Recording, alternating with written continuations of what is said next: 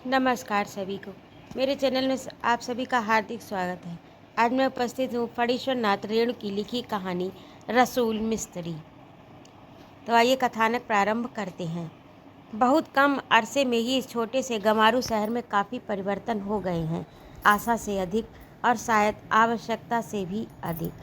School और hostel की भव्य इमारत को देखकर कोई कल्पना भी नहीं कर सकता कि आज से महज 8 साल पहले अधिकांश क्लास पीपल के नीचे लगते थे।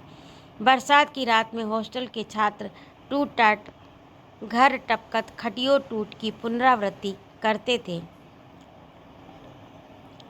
टूट टाट घर टपकत खटियो टूट की पुनरावृत्ति करते थे।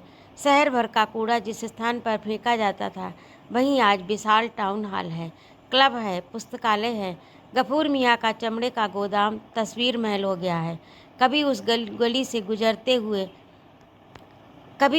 से गुजरते समय भगिया मेतरानी भी ओंठ सिकोड़ कर नाक पर आंचल डाल लेती थी, और आज तो स्वच्छता और पवित्रता की पुतली मिस छाया भी उस गली में मन ही मन गुनगुनाने की चेष्टा करती है।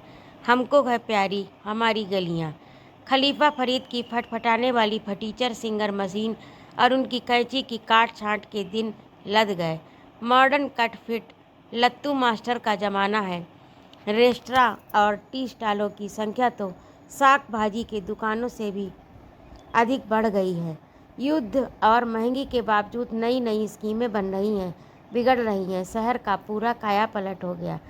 लेकिन सदर रोड में उस पुराने बरगद के बगल में रसूल मिस्त्री की मरम्मत की दुकान को तो जैसे जमाने की हवा लगी ही नहीं। कोई परिवर्तन नहीं, कोई नवीनता नहीं।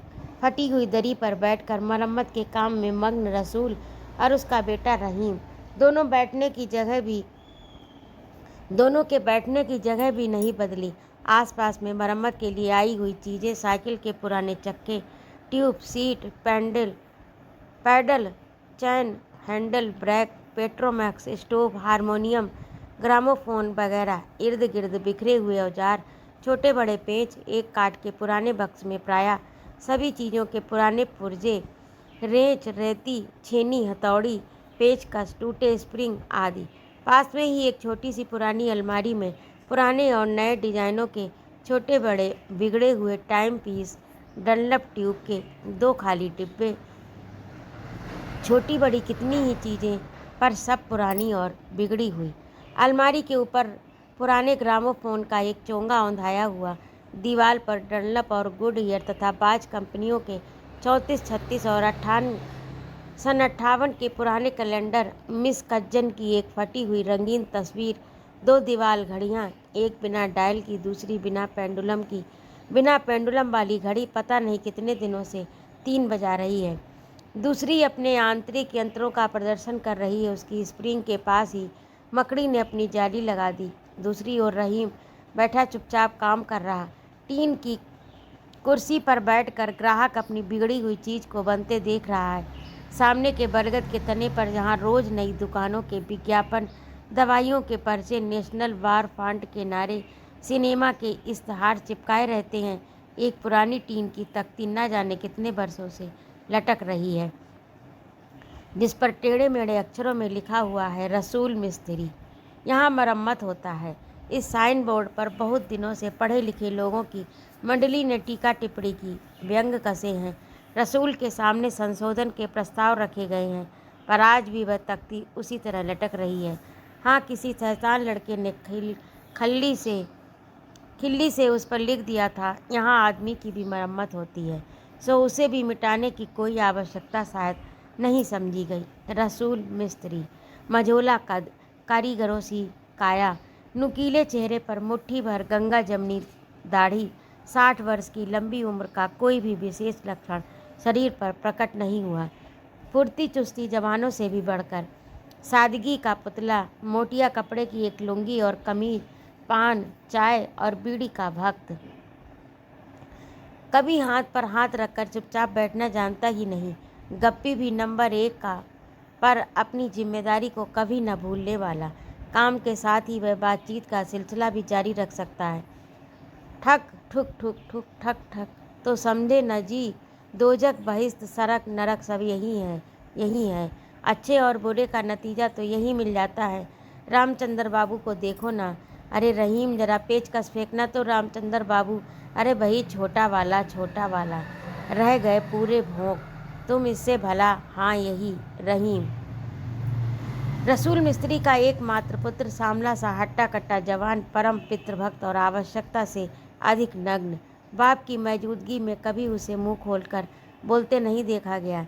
जहाँ दो चार आदमी काम लेकर आए, उसकी सहिष्णुता की परीक्षा आरंभ हो जाती। छोटी सी गलती पर भी रसूल मियाँ पिनक उठते। दिन भर काम में जुटे रहने पर भी आलसी, कामचोर, लापरवाह और कभी कभी आवारा की उपाधि भी उसे मिल जाती। रसूल मियाँ बकते रहते, वह शांत होकर चीज़ वाले को समझाता रहता, इसका स्प्रिंग टूट गया है और नट भी टूटा है। बस इस रसूल मियाँ इसमें भी अपनी टांग अड़ा देते। देखे कहाँ क्या हुआ है। बारे लड़के, सिर्फ स्प्रिंग टूटा है। अच्छा ले, हम नया स्प्रिंग फिट कर देते हैं, होल्डिंग नट भी बदल देते हैं। मशीन चलाकर रिकॉर्ड बजा दे तो समझे कि हो गया पक्का मिस्त्री। अरे उलवा, बैलेंस कैसे ठीक होगा बैलेंस। रहीम अपने ओंठों पर एक सलज्ज मुस्कान लाकर निगाहें नीची कर लेता। शहर से 2 मील पूरब एक छोटी सी बस्ती में मिस्त्री का घर है। मिस्त्री के पूर्वज कभी खुशहाल किसान थे, पर आज तो जायदाद के नाम पर 3 झोपड़ियाँ और मवेशियों में कुछ बकरियाँ, मुर्गे मुर्गियाँ रह गई। आमद का ये हाल है, जिस दिन दुकान बंद उस दिन खाना बंद और खर्च नवाबी। 30 दिन कबाब, कलिया, हलवे और सेवइयाँ ही पकती हैं। बेटा पतोहू तो कुछ कहने से रही बेटा और पतोहू तो कुछ कहने से रह गई बुढ़िया। सुबह बेचारी अपनी जवानी के दिनों से ही काट कपट, कम खर्च और संचय के सभी तरीकों को आजमाकर हार गई है। मियाँ रसूल की उम्र ख़यामी फिलासफी के आगे उसकी कोई भी दलील न कभी टिकी और न कभी उसकी कुछ सुनी ही गई। पर भय है कि बोलने में अब भी बाज नहीं आती। ज्यों ही रहीम के हाथ में किसी चीज़ की पोटली देखती तो पूछ बैठती, पोटली में का हो रहीम? कलेजी है। रहीम भिनभिनाकर उत्तर देता, कितना है? शेर भर। का भाव दिया? आग अल्लाह, 2 रुपए शेर। आग लगे ऐसी जीभ में, 2 रुपए शेर कलेजी। हम पूछे हैं तो से रहीम कि अल्लाह तोरे कब अक्ल दी है? ओके मियाँ, सिर पर तो भूत सवार है। खैभूत, तोरे मुंह में अल्लाह ताला ने बोली न दिया है का? बुढ़िया बैठकर कलेजी के शौक को कोसती रहती। रहीम चुपचाप वहाँ से खिसक जाता। बुढ़िया की गोद में बैठा हुआ पोता कलेजी की पोटली को बार बार झपटता। बुढ़िया उसको बार बार रोकती। हाय हाय, हमरे तक का ना सूझे है। घंटों में बड़बड़ाती रहती। बाप बेटे की दोनों की बुद्धि मारी गई। जमाना देख कर नहीं चलते। खाने पीने के पीछे लोगों की जो दुर्गति हुई है, आंखों देखी घटनाओं का उदाहरण दे दे कर वह साबित करती। ऐसे चटोर मरने के समय कफन के लिए भी कुछ नहीं छोड़ जाते। वह अपनी किस्मत को ठोकती रहती। ठीक इसी मौके पर मियाँ रसूल आ पहुँचते। सबसे पहले जवाब तलब करते, कलेजी अब तक इस तरह क्यों पड़ी हुई है? बुढ़िया मुँह लटकाए चुप रहती। रसूल मियाँ अंदर जाकर मिर्जई खोल आते। ओसारे पर जमकर बैठ जाते।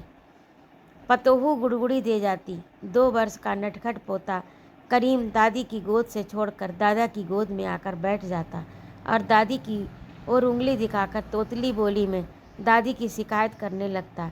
खित खित बुढ़िया, यानी खिट खिट बुढ़िया। इनाम में लेमन जूस और बिस्किट पाकर जोर जोर से पुकार पुकार कर दादी को चिढ़ाने लगता। है खित खित बुढ़िया, है खित खित बुढ़िया। रसूल मियाँ गुड़गुड़ी में कस लगाकर गंभीर हो जाते। फिर पूछते, हम तोरे पूछे हैं रहीम की अम्मा कि आखिर तेरी ये रोज़ रोज़ की खिटखिट की आदत कब छूटेगी? जब देखो तब वही हाल, जब सुनो तब वही बात। आखिर हम पूछे कि तोरे लाज शर्म है कि नहीं? चुप रहे, लाज शर्म के बात मत बोल। बुढ़िया तड़क उठती। चुप करने वाली की ऐसी तैसी। रसूल मियाँ भी गर्म पड़ जाते। हम तो 100 बार नहीं 1000 बार कहेंगी कि तोरे लाज शर्म जरा भी नहीं, सब धोकर पी गई। तेरा बस चले तो सबको फाका करा के छोड़े। शौक से कभी कोई चीज़ लाओ तो बिना खिटखिट किए चैन नहीं पाती तू। खित खित बुढ़िया। करीम बिस्किट खाते पीते किलकारी भरकर बोल उठता। बेचारी बुढ़िया रो देती। अल्लाह ताला उसे उठा ले। अब कौन सा दिन देखने के लिए वह जी रही है? वह इस घर की कौन है? वह क्यों बोले? नेकी की बात में वह बेहया हुई, बेशरम हुई। पतोहू कलेजी की पोटली लेकर काटने लग जाती। रहीम अपनी कोठरी से निकलकर बाहर चल देता। बुढ़िया बैठो सिसकती रहती। रसूल काका हैं घर में? बाहर से कोई आवाज़ देता। कौन है? फ़खरुद्दीन। अंदर आओ, क्या बात है? रसूल मियाँ गुड़गुड़ी की नली मुँह से हटाते हुए जवाब देते। काका रसीद को दिन से ही पेट मुँह दोनों चले हैं। दवा तो सुनवाइए नहीं करे हैं, देह भी ठंडा। तो दिन में कान में तेल डालकर सोया काहे था? रसूल मियाँ बीच में ही बात काटकर उठ खड़े होते। चलो देखें, कुछ नहीं होगा, खट्टा मीठा खाई है, ठीक हो जाएगी, कहकर वे अंदर चले जाते। इसमैला कैसा रे फकरू? बुढ़िया कहती। तोरे दुआ से अब अच्छा है काकी, तू तो अब कभी आती भी नहीं। इसमैला की माँ कहे कि काकी नाराज़ है। दूर पागल, नाराज़ काहे होवे? करीम्मा के मारे फुर्सत मिले तब तो। रसूल मियाँ जेब में छोटी पड़ी शीशियाँ हूस कर निकल पड़ते। चल बुढ़िया, अपने आप बोलती, जरा ठिकाने से देखिए, जो दवा नहीं रहे शहर से मंगा लिया। दादा के चले जाने पर करीम मियाँ धीरे धीरे दादी के पास आकर बैठ जाते। वे मतलब कि हंसी हंसकर संधि का प्रस्ताव करने लग जाते। यदि दादी अर्धभुक्त बिस्कुट लेकर भी संधि कर ले तो कोई हर्ज नहीं। चल हट सैदान, जा अपने दादा के पास, बड़ा आया वहाँ से बिस्किट देकर फुसलाने। हम तो खिटखिट बुढ़िया हैं, कहकर वह रूठी सी रहती। पर मियाँ करीब अच्छी तरह जानते हैं इन मौक़ों पर क्या करना चाहिए। ज़बरदस्ती गोदी में बैठकर अनुपस्थित दादा की शिकायत करने लग जाते। दादा फक, दादा चटो, दादा फक्कड़, दादा चटोर। दादी के ओंठों में छिपी मुस्कान को वह लक्ष्य कर लेता। अजीब भाषा में हंस बोलकर दादी को रिझाने लग जाता। इसका अर्थ ये हो सकता है कि दादा के साथ तो क्षणिक संधि सिर्फ बिस्कुट के लिए हुई है। देखा, दादा से ठक्कर बिस्कुट ले लिया। इसी को कहते हैं राजनीतिक दांव पेच। कलेजी काटते काटते अम्मी आंख दिखाकर कहती, अच्छा आवे हैं तोरे दादा, सब ठगपनी तोरे आज बाहर करवावे। करीम मियाँ भला अम्मी की बात को कैसे बर्दाश्त करें? अम्मी तो घर भर में सबसे कमज़ोर और हेय प्राणी हैं। करीम मियाँ ने उसकी खुशामद न कभी की है, न करेगा, और उसकी ये हिमाकत की धमकी दे। थोड़ी देर गंभीर होकर चुप रहने के बाद मुस्कुराती हुई अम्मी को आप डांट देती हैं। चुप फुअड़, आए दे दादा को। अम्मी फिर धमकी देती हैं। इस बार करीम मियाँ पाजामे से बाहर हो जाते हैं। दादी की गोदी से उठ खड़े हुए आसपास प्रहार करने योग्य किसी वस्तु की तलाश करने लग जाते। मोटी लाठी को उठाने में असफल होकर खाली हाथ ही अम्मी पर धावा बोल देते। बाल पकड़कर घसीटने लग जाते। अम्मी चिल्ला उठती, छोड़ शैतान छोड़, नहीं कहूँगी दादा से छोड़। दादी हंसती हुई आकर उसे पकड़ लेती। करीम मियाँ अपनी भाषा में धमकी देते, फक्कड़ दादा को, अब्बा को तुमको मार कर घर से निकाल दूंगा। अगर अम्मी मुँह चढ़ा देती तो फिर मैदान जंग में उतरने का उपक्रम करने लग जाते, पर दादी रोक देती। सिर्फ दांत कटकटाकर बल बलाकर बैठ जाते। दादी और अम्मी इस संकेत को समझती हैं। बुढ़िया कहती, आज दूध पिए के वक्त तोरे है रुला के छोड़ेगा, याद रखियो। करीम ने इधर कुछ दिनों से एक नया तरीका निकाला है। दूध पीने के समय वह रह रहकर इसका प्रयोग करता। अम्मी चीख उठती है, अम्मा रे, और अपनी सफलता पर, अम्मी की चीख पर करीम मियाँ खिलखिलाकर हंस पड़ता। रसोई घर में पतोहू कलेजी पकाती रहती। बुढ़िया पुकार कर कहती, देखना ज़्यादा कड़े मत कर देना, नहीं तो खाने के समय तूफान खड़ा कर देगा। 2-3 बार बाहर से नमक मिर्च मसाले के संबंध में चेतावनी के बाद वह खुद रसोई में पहुंच जाती। पतोहू की गोदी में करीम को देते हुए बोलती, जा बाचा जा, मैं देखूँ सालन। पतोहू मुस्कुराती हुई रसोई से बाहर हो जाती। गांव में चक्कर लगाकर रहीम अपनी कोठरी में वापस आ जाता। स्वामी, स्त्री और बेटा तीनों जने मिलकर पुराने जापानी ग्रामोफोन पर कमला झरिया का गीत सुनने में मशगूल हो जाते। अदा से आया करो पनघट पर, जब तक रहे जिगर में दम। रसूल मियाँ जब लौटते तो हाथ में बसंती ताड़ी की लवनी रहती। आंगन में दस्तरखान बिछ जाता। ऊँघते हुए करीम मियाँ भी उठ बैठ रिकाबी बधना गिलास घसीट घसीट कर दादा के पास ले जाते। 3 जने मिलकर तृप्तिपूर्वक रोटी कलेजे खाते रहते। बीच बीच में ताड़ी का दौर चलता रहता। बुढ़िया पास में बैठकर परोसती रहती। वाह, सालन तो खूब बना है। सुनते ही बुढ़िया निहाल हो जाती। करीम मियाँ भी एक आध घूंट पीकर झूमने लगते। लबनी में बची हुई ताड़ी बुढ़िया को सुपुर्द करते हुए रसूल मियाँ फरमाते, एक गिलास हो ही है, बहू को दे दे। आजकल तो एकदम चमगुदड़ी हो गई है, एक गिलास रोज पी ले तो देह लौट आए। ताड़ी है, ठट्ठा नहीं। अरे हाँ हाँ, तूने कभी पी ही नहीं तो जानेगी क्या। कुछ देर के बाद ही झोपड़ियों में नींद का साम्राज्य छा जाता। कभी कभी रसूल मियाँ को रात में भी उठकर काल में जाना पड़ता और सारी रात रोगी के पास बैठ बितानी पड़ती। सुबह चुपचाप नाश्ते के बाद रसूल मियाँ शहर को चल पड़ते। दोपहर का खाना रहीम लेकर आएगा। घर से चलने को तो वे चल देते ठीक समय पर, लेकिन खाना लेकर रहीम उनसे अक्सर पहले ही पहुंचता। घर से निकलते ही गांव भर के शादी विवाह, झगड़े, पंचायत, रोग शोक, दवा दारू आदि के संबंध में सलाह देते लेते 12 बज जाते। गांव से बाहर होकर खेतों में काम करते हुए लोगों से खेती बाड़ी के संबंध में दो दो बातें नहीं करें तो ये भला कैसे हो सकता। अरे महंगू, तेरा मेला वाला बाछा कहाँ है। का कहे मामा, आज 2 दिन से घास नहीं खाता न पानी पीता, भगवान जाने क्या हो गया। बस रसूल मियाँ लौट पड़ते। बाछा को देखकर रोग तजवीज़ कर जड़ी बूटी बतला देते। सिर्फ इतना ही नहीं, किसके बगीचे में किस पेड़ के आसपास जड़ी मिलेगी ये भी बतला देते। स्वयं जाकर ला देते। दुकान पर पहुंचकर अपनी जगह पर बैठते बैठते अपने आप ही बोल पड़ते, ओह बड़ी देर हो गई। फिर रहीम के काम को कुछ मिनट गौर से देखकर, ला इधर देखे। तब तक तुम भोला की घड़ी को देखो तो। टूटी कुर्सी पर बैठे हुए व्यक्ति ने कहीं पूछ दिया कि कौन भोला, तो काम के साथ ही साथ भोला की जीवनी शुरू हो जाती। अजी वही भोला, कांग्रेसी भोला है मालूम, जेल में ही बीए पास कर लिया।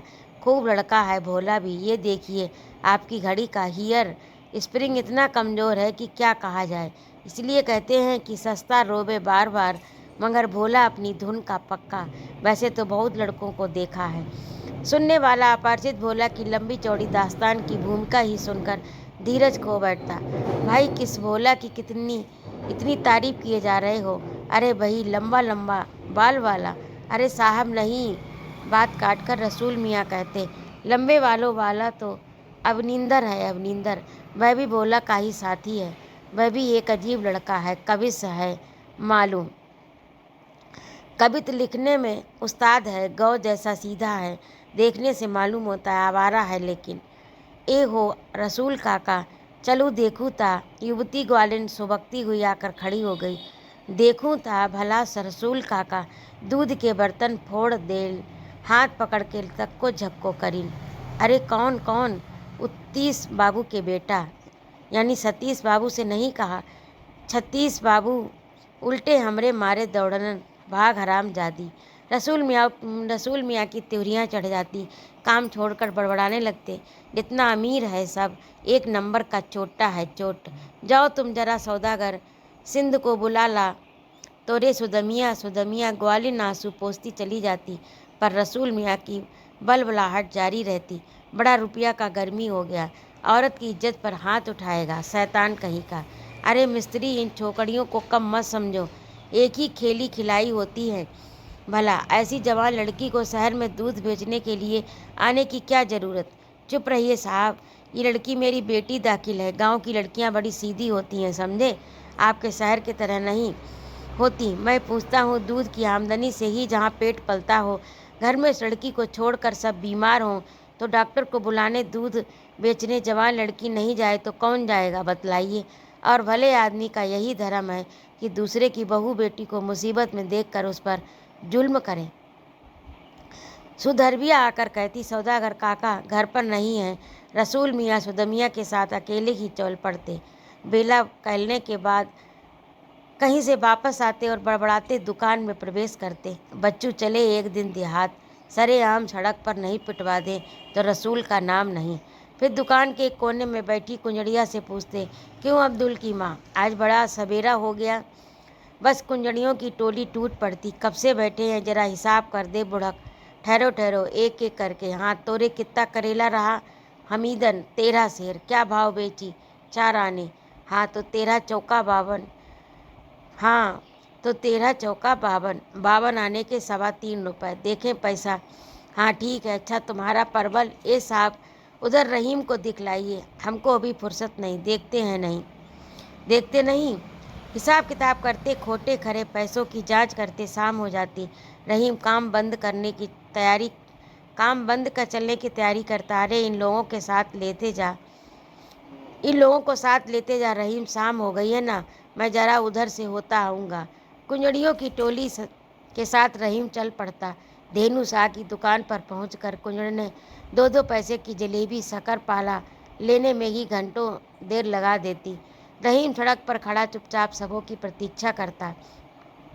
रसूल मियाँ के यहाँ मरम्मत की हुई चीज़ पक्की होती। सब चाहते कि रसूल मियाँ के यहाँ ही अपनी बिगड़ी चीज़ों को बनवाएं, पर वह दुकान पर जमकर बैठता कहाँ, और जब बैठता भी है तो अधूरा काम बेटे के सिर पर पटक कहीं चल देता है।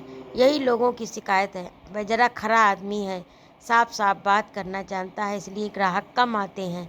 ये छोकरा रघु पहले मियाँ के यहाँ ही नौकर था, आजकल मरम्मत की दुकान खोलकर माला माल हो गया।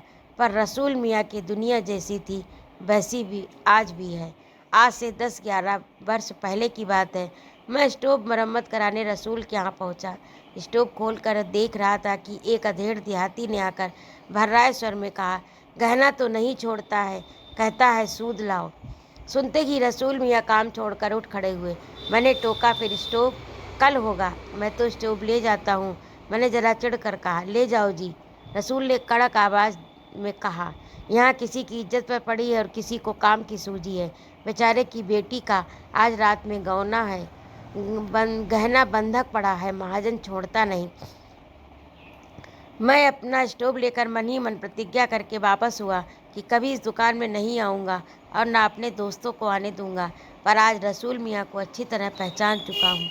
बचपन की उस प्रतिज्ञा पर आज भी मुझे दुख है। साइकिल मरम्मत करने के लिए दी, 15 दिनों से लौट रहा हूँ, रसूल मियाँ से भेंट ही नहीं होती। रहीम कहता है उन्हीं से ठीक होगा। किसी दिन संयोग से भेंट भी होती तो देखता हूँ। उनके जिम्मे साइकिल मरम्मत से भी ज़बरदस्त काम है। फटे हाल औरतों को कपड़ा दिलाना है।